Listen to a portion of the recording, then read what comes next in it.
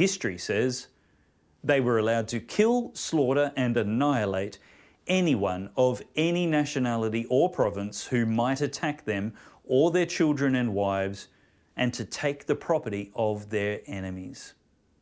Both decrees were put into effect, and the Jew haters had hoped to overpower them, but the opposite happened. Jews throughout the king's provinces had gathered together to defend their lives. They gained relief from all their enemies, killing 75,000 of those who hated them. In AD 135, the ancient Roman occupiers exiled or murdered most of the Jews in Israel and insultingly renamed it to erase its Jewish identity, naming it after the Philistines. Virtually every nation since then that has had a significant Jewish population, apart from India and China, has massacred its Jews. The Jews never really left the Promised Land. They've always been returning there, even under foreign colonial occupations.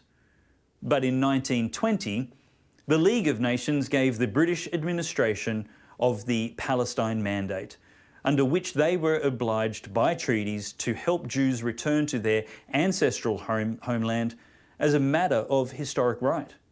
That territory included what is now called Gaza and the West Bank. Jews alone were given the right to return there because Jews alone had ever had a kingdom, a national homeland there. Those legal rights have never been abrogated. Wickedly, the British colonial administrators who were in Palestine did everything they could to stop the Jews returning and a Jewish national home becoming a reality. Among other things, they imported a radical political Islamist called Muhammad Amin al-Husseini to be the Grand Mufti of Jerusalem and to incite revolt, which he did, resulting in many pogroms, riots and massacres of returning Jews. From the mid-1800s, there has been a Jewish majority in Jerusalem. At the time of the Mandate, the land was very sparsely populated. The Arabs there were nomadic and had no interest in a country of their own, considering themselves Bedouin or part of Syria. Palestinians were the Jews.